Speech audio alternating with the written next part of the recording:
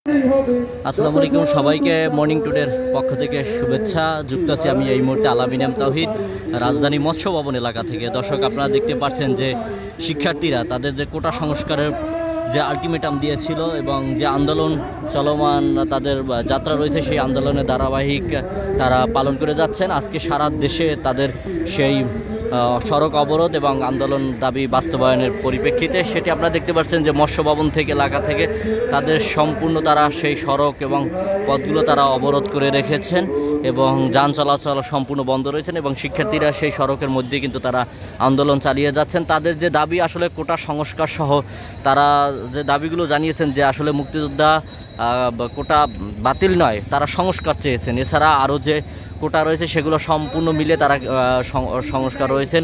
তো আমরা সকাল থেকে দেখতে পেরেছি যে রাজধানী শহরে তাদের যে শিক্ষার্থীদের যে আন্দোলন সড়ক অবরোধ করে সেটি তারা চালিয়ে যাচ্ছেন এবং যানবাহন চলাচল বন্ধ রয়েছে। সেই সাথে দেখা যাচ্ছে যে আসলে যারা দূরপাল্লা যাত্রী রয়েছে তাদের কিন্তু একটা ভোগান্তিও দেখা যাচ্ছে, তারা পায়ে হেঁটে যাচ্ছেন এবং তারা আওতামুক্ত রেখেছেন শুধু গণমাধ্যম এবং চিকিৎসা সেবা এইটি আওতামুক্ত রেখেছেন এই অবরোধে, এবং বাকি আরগুলো তারা সব একেবারে অবরোধের আওতার মধ্যে নিয়ে আসছেন। তারা সেই আন্দোলন সংগ্রাম তারা সকাল থেকে চালিয়ে যাচ্ছেন এবং তারা যে নানা ধরনের যে স্লোগান, সেই স্লোগানও তারা দিয়ে যাচ্ছেন।